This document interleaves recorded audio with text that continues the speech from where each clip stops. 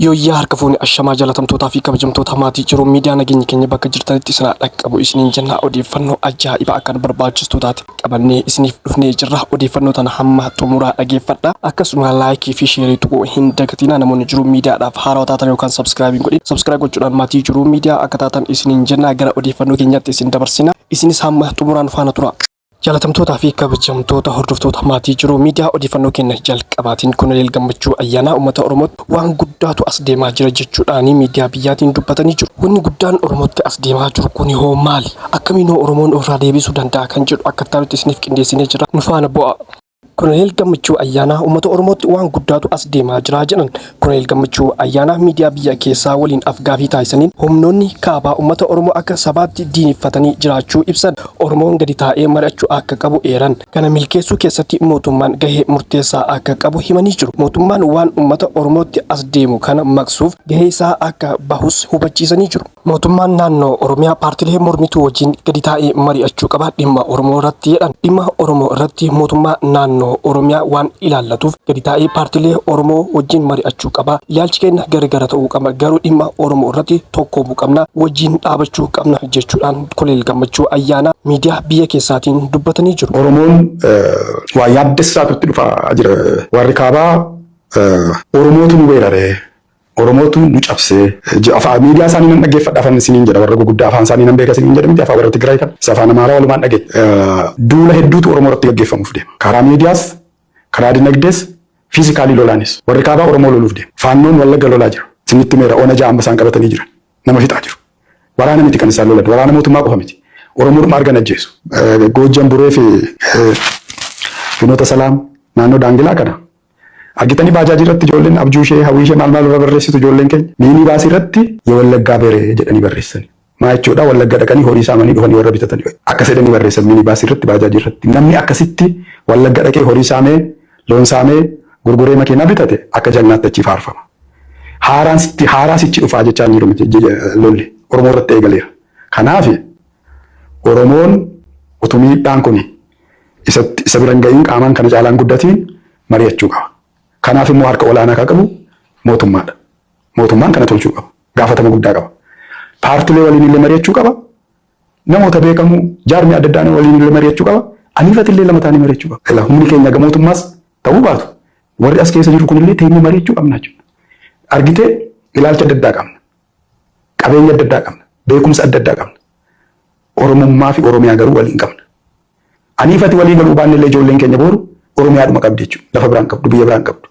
Aniif obbo Shimallis ijoollee qabna. Sigalee Oromiyaadhuma qabu. Aniif innis biyya biraan qabdu. Ilaalchi siyaasaa keenya adda adda. Biyya adda addaa garuu qabu. Mari'achuun dirqiidha. Kan ammoo ana caalaa kan amma gochuu danda'u obbo Shimallisidha. Maaliif aangoota isaa harka isaa jira. Kanaaf Oromoon walii obsee mari'achuu qaba. Yookaan miidhaa guddaatu irra gahaa jedheetan kan dhaamuu barbaada.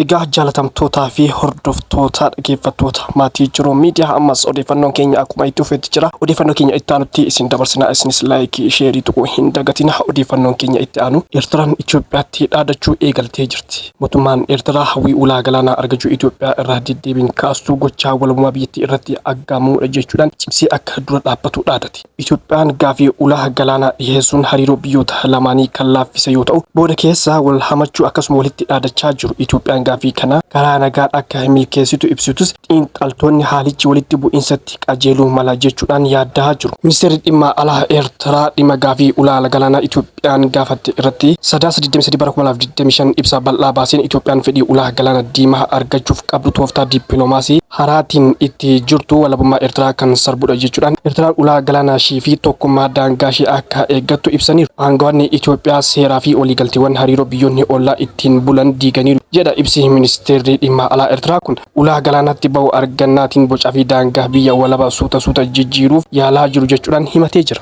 Ibsi kun Itoophiyaan duula ulaa galaanaa walaba argachuu jedhuun gootuu fedhii ji'oopoliitikii jiru keessatti akka dirqama ta'etti fakkeessaa jirtu jechuudhaan qeeqe. walitti dhufeenyi hawaasummaa fi aadaan walaba biyyaa bakka hin bu'u kan jedhu ibsi kun Itoophiyaan tokkummaa daangaa Eertiraa sarbuuf ajandaa gaafii Affaar fayyadamte jechuudhaan balaaleffateera. Eenyummaan Affaar daangaa gamaa fi gamana jiran kaayyoo siyaasaaf fayyadamuu uummata meeshaa ji'opolitikaa taasisuudha. Hawaasni Affaar Eertiraan xaboota cheezii galaanaa miti yookaan ammoo hariiroo saba kabajaa daangaa idil addunyaa hin waggoota lamaan darban keessa ministeeronni ajajoonni waraanaa ambaasadaraa fi namoonni siyaasaa adda addaa ministeera muummee Abiy Ahmed irraa eegaluun abbummaa buufata doonii kan ilaalchisee ibsa adda addaa wal irraa hin cinne kennaniiru. Eertiraan yeroo walabummaa argattee to'annoo buufata doonii irratti dogongora raawwatte jechuudhaan ammas dhimma galaana diimaa ka'uu qaba jechuudhaan falmaa jiru. Ibsi kun fedhiin Itoophiyaa itti fayyadamuu irraa gara abbummaatti inumaatu abbummaa irraa darbee gara humna nageenyaa irraa qabachuutti guddachaa deemu argaa jirra jedha. Ibsi Eertiraa kun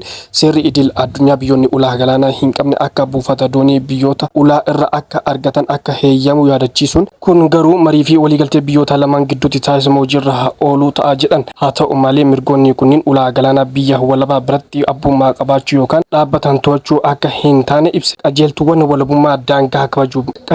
walabummaa daangaa kabajuu mariif kan dhiyaatu miti kan jedhe ibsichi. Qajeeltuuwwan kanneen akka hin taanetti fudhachuuf jallisuuf yaaluun godhamu kamiyyuu kallattiin tokkummaa daangaa cabsuu ta'a jedheera. Torbaan muraasa dura ministeerri dhimma alaa Itoophiyaa Dr. Gideon Xiyombiyoo sarbama Eertiraan tokkummaa daangaa fi walabummaa Itoophiyaa irratti raawwatte jedheen ilaalchisee ejjennoo mootummaan federaalaa tarkaanfii fudhatu irraa of qusachuu filatuuf yeroo hunda akka itti hin fufnee fi kan daangaa hin qabne godhamee fudhatamu akka hin qabne himanii turan. Dr. Gideon Itoophiyaan foxxoqoo Eertiraa duraaf booda sababni qabeenyi buufata Asab irratti baase olaanaatiin dhimma Asab dhimma ijoo mootummaa federaalaatiin dursii kennamuu fi akka ta'e ibsanii turan. Ka'umsi waldhabdee bara dheeraa Itoophiyaa fi Eertiraa kan waldhabdee daangaa yookaan fedhii ulaa galaanaa irra darbuu ta'uu ibsuu isaanii haasaa guutuu Misiritti ministeera dhimma alaa Itoophiyaa irratti baheen ibsameera. Dhimmoota akka ka'umsaatti walitti bu'iinsaatti kaafaman keessaa tokko jiddiseentummaa mootummaan Eertiraa dhimmoota keessoo Itoophiyaa irratti raawwatu jedhameera. Mootummaan Eertiraa dhimmoota siyaasaa keessoo Itoophiyaa irratti ejjennoo qabaachuu yaada dhiyeessuu fi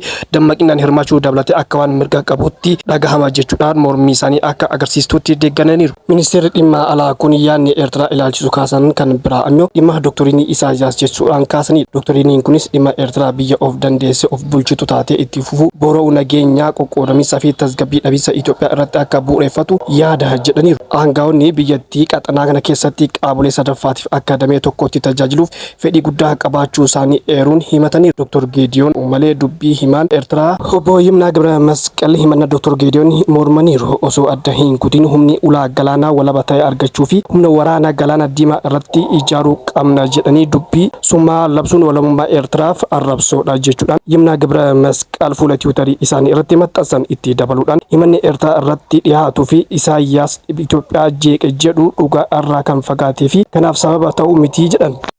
Egaa hordoftoota fi kabajamtoota maatii Jiruu Miidiyaa odeeffannoon amma qabanii isiniif dhiyaanne hanganuma odeeffannoo keenya biraatiin hamma walitti deebinutti nagaan turaa isiniin jennaan. Namoonni Jiruu Miidiyaadhaaf haarawaa taatan yookaan sabskiraayib gochuudhaan maatii Jiruu Miidiyaa akka taatan akkasuma laayik sheer gochuudhaan jajjabeessaan dhaamsa keenya waan wajjin turtaniif galatoomaa ulfaadha.